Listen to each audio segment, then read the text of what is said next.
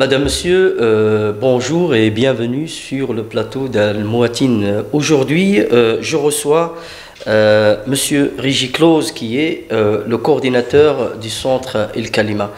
Et aujourd'hui, nous allons parler en fait des 40 ans de ce centre qui a travaillé sur le dialogue interreligieux et interconvictionnel, qui a travaillé surtout la relation entre les musulmans et les chrétiens en Belgique.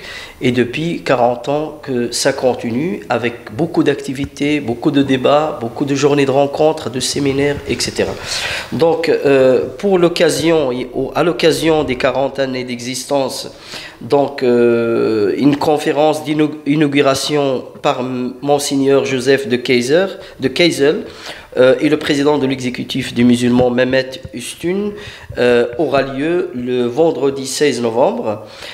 Deux autres journées, le 17 et le 18 novembre, compléteront le programme des 40 ans et seront suivis aussi par la semaine de rencontres du 19 au 25 novembre.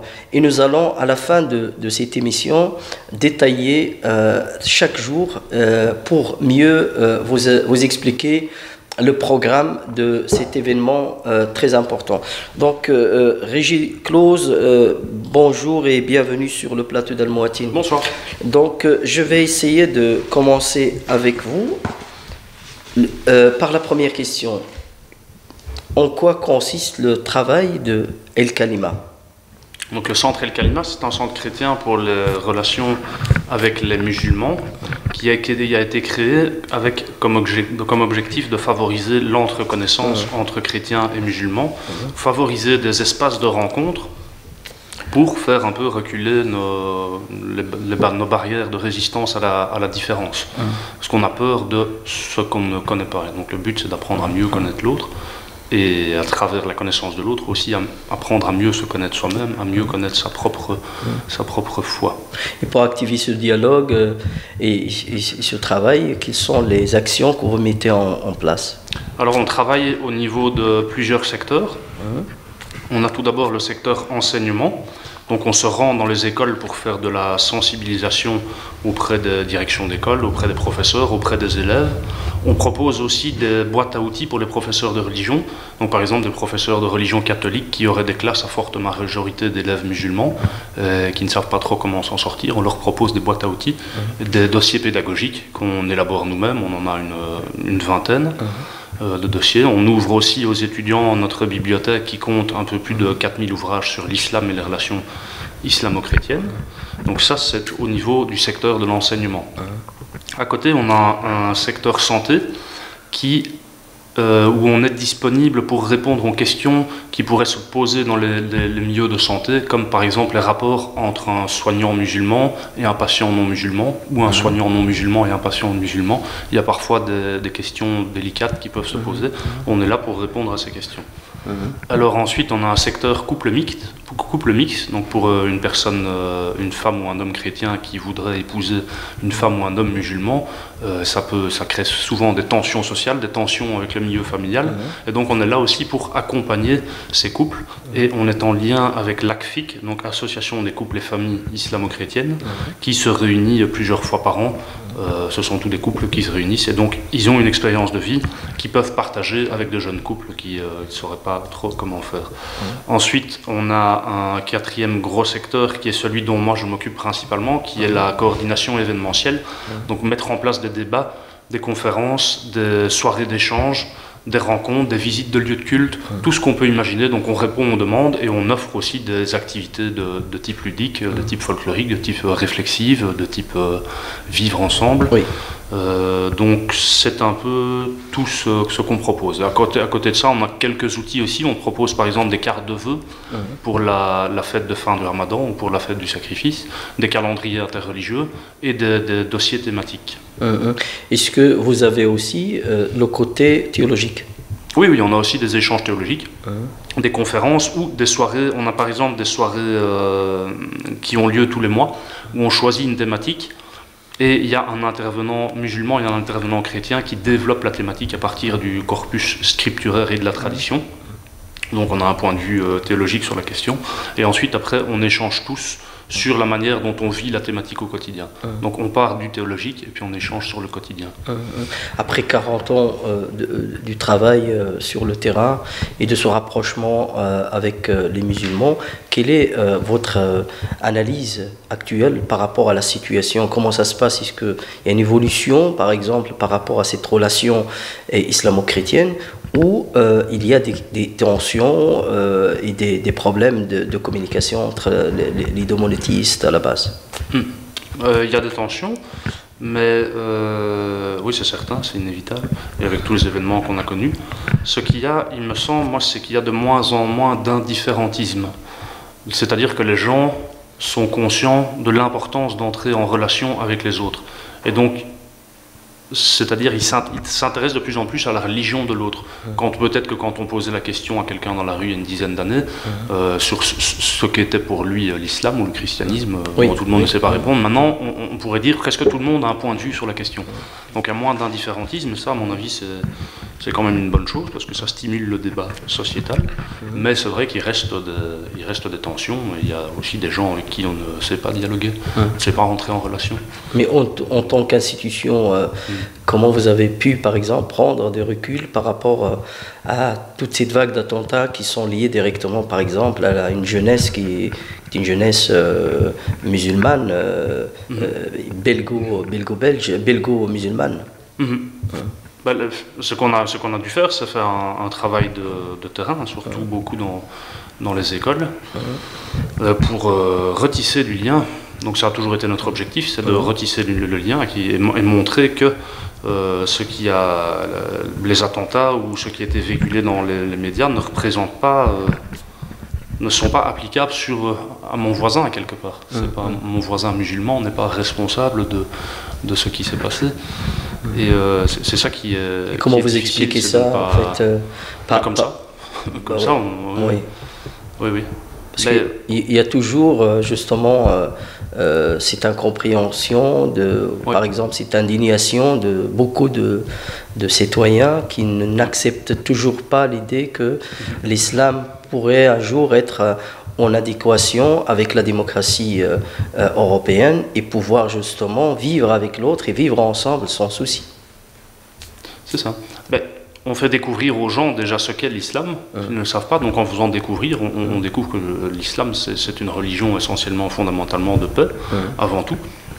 Et donc ça, on essaye de l'expliquer aux gens. Alors on fait venir des intellectuels musulmans, comment on pourrait dire, du terroir, donc qui développent un islam contextuel ici, et qui peuvent justement répondre aux questions que les gens se posent par rapport à ça, et qui ont toute une réflexion sur et vos choix, ce que doit être l'islam par rapport à la démocratie, par exemple, dans le contexte ici, puisque c'était un peu la question. Oui, vos choix, par exemple, de partenaires, en sachant que... On essaye d'être le plus ouvert possible pour ne pas réduire l'islam à un seul courant. Donc on essaye de montrer que l'islam est aussi une pluralité de points de vue et de courants. Donc ça, on essaye de le proposer. Alors, nous allons maintenant parler de notre programme qui va commencer, qui va débuter donc le 19, je pense. C'est exact. Et alors, le programme de la semaine de rencontre commence le 19. Il y a 3 jours avant, spécifique pour les 40 ans. Tout à fait. Donc, je cherche ici dans mes notes. Donc, le 19, donc, vous allez avoir sur place, donc toujours au centre El Kalima, un échange de partage, prière et un temps convivial entre 19h30 et 20h. Puisque vous pouvez nous en parler. Oui, donc ce sont des soirées qui se développent en 3 temps. Elles ont lieu plusieurs fois par an et on y choisit un thème qu'on développe d'une manière intellectuelle. Donc on choisit des personnes qui ont des capacités à répondre aux questions par rapport à la thématique, par rapport au Coran et à la tradition pour les musulmans et par rapport à la Bible et à la tradition pour les chrétiens. Ensuite, on a un temps de partage où chacun peut exprimer ce qu'il ressent au quotidien sur la thématique ou poser des questions aux personnes qui y sont intervenues. Et ensuite, on a un deuxième temps qui est un temps plus de prière, d'intériorité. Donc, on choisit des textes qu'on lit ensemble, on prend un temps de silence, on met une ambiance qui porte à la prière. Et ensuite, après ça, on finit par un temps convivial où chacun apporte un petit quelque chose à manger. Donc c'est une auberge espagnole et où on peut continuer les échanges de manière informelle. Alors ce 19 novembre, la thématique sera la citoyenneté. Donc on développera qu'est-ce que c'est la citoyenneté dans l'islam, qu'est-ce que c'est la citoyenneté dans le christianisme. Et on présentera aussi un projet qui s'appelle SOIF, c'est Séjour Olivier Interreligieux des familles. Donc c'est un séjour qu'on a déjà fait les 3 dernières années en France, et cette année on va le proposer à Banneux, où il y a eu des apparitions de la Vierge Marie à Banneux en Belgique au mois de juillet. Et c'est vraiment une semaine où on vit ensemble en famille. Donc des familles musulmanes, des familles chrétiennes qui vivent ensemble pendant une semaine. L'objectif de cette rencontre en famille. Et l'objectif, c'est justement de voir comment est-ce qu'on peut vivre en tant que croyants de religions différentes, ensemble, au quotidien. Faire la cuisine ensemble, faire des activités ensemble, voilà, éduquer les enfants ensemble. Donc pendant une semaine, vivre ce temps tous ensemble.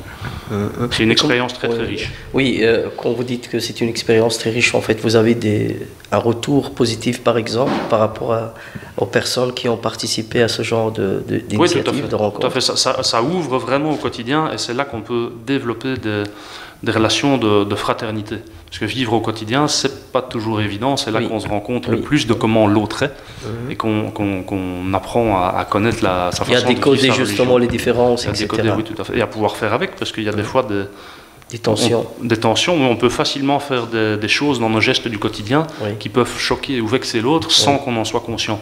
Et là, c'est l'occasion justement d'être attentif à la qualité de la relation qu'on a. C'est fait par des animateurs ou des formateurs professionnels ou justement entre musulmans et chrétiens Non, on fait ça entre nous. Donc il y a un petit groupe porteur qui organise, qui se charge de l'organisation plusieurs mois à l'avance, on commence déjà maintenant, dont je fais partie.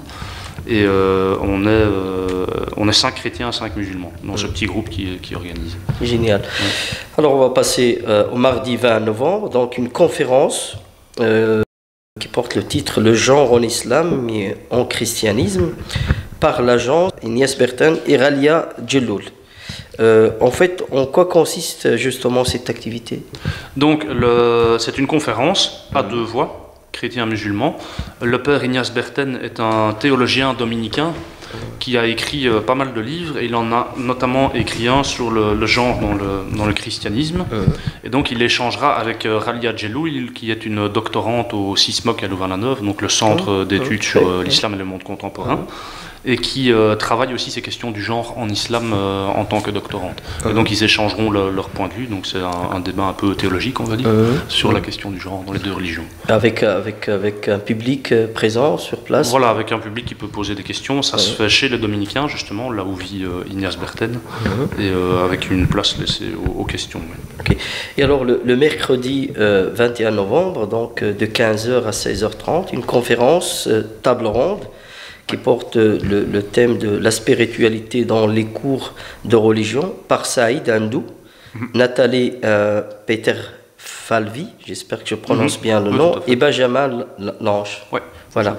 Et donc, est-ce que vous pouvez nous donner plus de clarification? Là, c'est une conférence qui est plutôt à destination du monde de l'enseignement. Donc, il est destiné aux profs de religion essentiellement, bien que ce soit ouvert à tout le monde. Mais c'est justement pour que les profs de religion puissent voir comment est-ce qu'eux, dans leur cours, ils sur les 2 religions sur 2 religions plus la laïcité. Plus la laïcité, oui, c'est ça. Okay. Donc, il y aura Saïd Andou pour parler de la spiritualité dans l'islam, Nathalie Peter Falvi pour parler de la spiritualité dans la laïcité, et Benjamin Lange pour le catholicisme. Voilà. Donc c'est plus une forme de dialogue interreligieux. C'est une forme de table ronde où les enseignants qui sont présents ou d'autres non-enseignants peuvent poser des questions à ces personnes pour voir comment est-ce qu'eux peuvent développer la spiritualité dans leurs cours avec leurs élèves. Ok.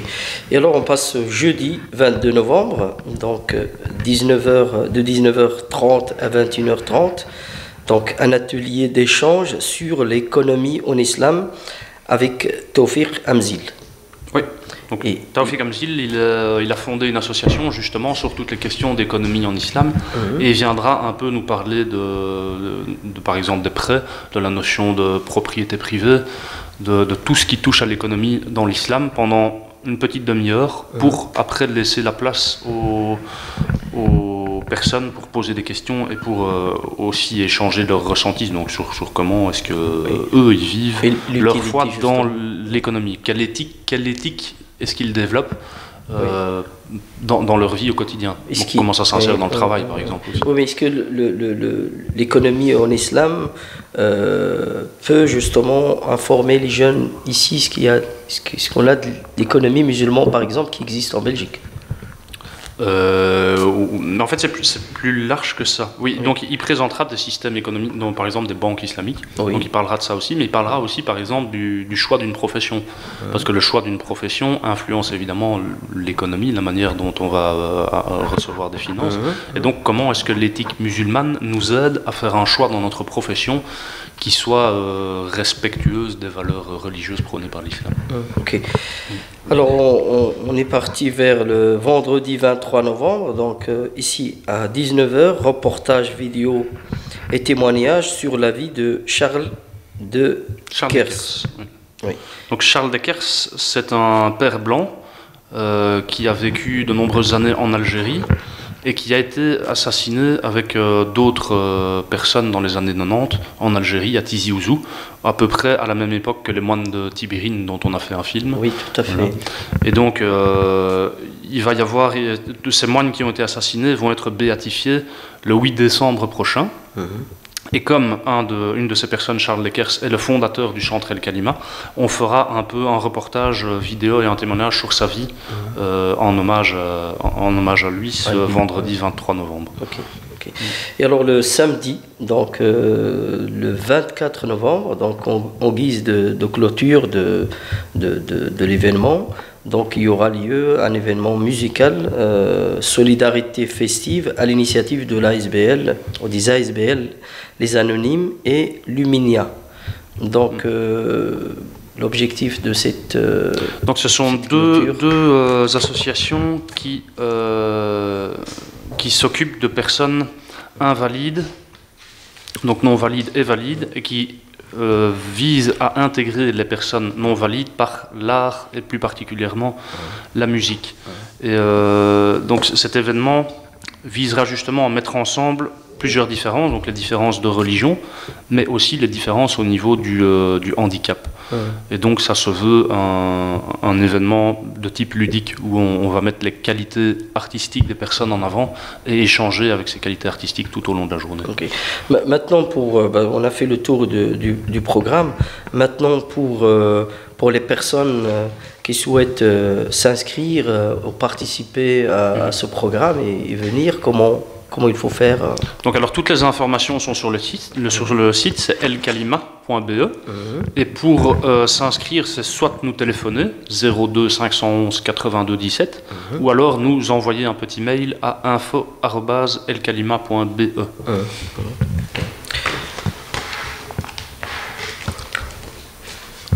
Est-ce que tout le monde, en dehors des musulmans et des chrétiens, est-ce que tout le monde est bienvenu? Tout le monde est le bienvenu. Voilà, parce que ici on parle de chrétiens et musulmans, du dialogue entre chrétiens et musulmans, justement. Est-ce qu'il y a vous travaillez sur d'autres initiatives qui incluent d'autres obédiences, soit d'autres religions que les chrétiens et les musulmans au sein d'El Kalima? Donc l'objectif principal d'El Kalima, c'est la relation islamo-chrétienne, mais on travaille aussi relativement fréquemment avec d'autres religions. Le judaïsme souvent, et puis parfois aussi un peu bouddhisme, les Amérindiens aussi. Par exemple, voilà. Et alors par exemple, chaque année en février, il y a la World Interfaith Harmony Week, donc la semaine mondiale pour l'harmonie interconvictionnelle, qui est là, c'est aussi une semaine comme ici, mais qui est ciblée plus largement sur toutes les convictions, y compris les convictions non religieuses. Et donc là, il y a aussi toute une série d'événements plus larges que le dialogue entre chrétiens et musulmans. Okay. Régis Clause, merci d'être là ce soir et de parler de cet événement très important pour le dialogue, pour la paix, pour le vivre ensemble. Avec plaisir. Merci. Madame, monsieur, merci de nous avoir suivis et à la prochaine fois.